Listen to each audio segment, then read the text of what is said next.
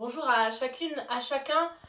Aujourd'hui c'est le dimanche des rameaux, ce jour spécial pour tout un tas de jeunes qui arrivent au terme de leur parcours de catéchisme parce que c'est ce jour-là qu'ils reçoivent une bénédiction, qu'ils sont baptisés ou qu'ils confirment leur baptême. Mais vous le savez, aujourd'hui on ne peut pas vivre ce culte, cette célébration. Alors j'ai une pensée toute particulière pour tous ces jeunes, pour toi peut-être qui regarde cette vidéo aujourd'hui, qui ne peut pas être rassemblé dans ta communauté avec tes proches, tes amis. Et j'ai envie de te raconter une petite histoire et de peut-être ensuite prendre le temps de prier ensemble. L'histoire que j'aimerais te raconter, c'est justement l'histoire du dimanche des rameaux, ce jour où Jésus rentre dans Jérusalem avec ses disciples. C'était quelques jours avant la Pâque juive et Jésus a dit à ses disciples: « Allez, on va tous se rendre ensemble à Jérusalem pour fêter la Pâque juive. » Alors, ils se dirigent vers Jérusalem et puis, arrivé tout près de la ville, Jésus dit à deux de ses disciples: « Allez me chercher dans la ville d'à côté un petit âne. Vous en trouverez un près de sa maman qui est attaché et vous le prendrez pour moi. » Mais Jésus, si on nous demande pourquoi on le prend, qu'est-ce qu'on répond? Vous direz: « Le Seigneur en a besoin. » Et on vous le rendra après. D'accord, alors on y va. Les deux disciples se rendent dans la ville d'à côté et exactement là où Jésus avait dit, ils trouvent un petit âne et sa maman. Et ils disent: « Le Seigneur en a besoin, mais on vous le ramène après. » Alors, ils détachent l'âne, le petit ânon, et ils le ramènent pour Jésus.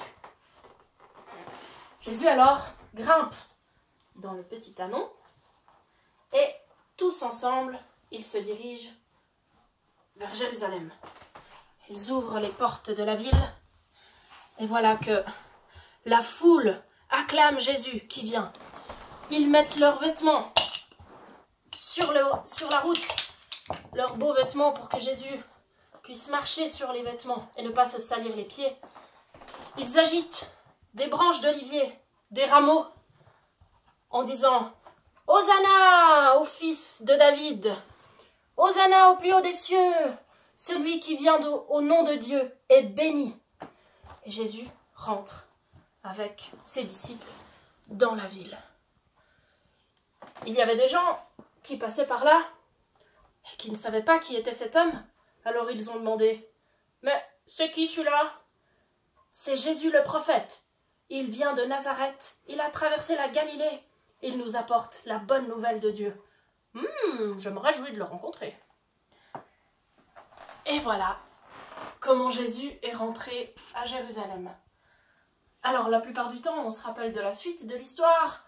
Le jeudi, le dernier repas, le vendredi, la mort sur la croix, et puis le dimanche qui suit, la résurrection. Mais ce jour-là, ce jour des rameaux, est très important. C'est le jour où la foule reconnaît que Jésus est le Fils de Dieu, le prophète, celui que Dieu a envoyé sur terre pour parler en son nom. Et c'est ce que j'aimerais vous poser comme question, vous laisser avec comme réflexion aujourd'hui. Comment est-ce que toi, tu accueilles Jésus dans ta vie? Comment est-ce que tu l'accueilles aujourd'hui? Comment est-ce que tu l'accueilles demain, dans une semaine, dans une année peut-être?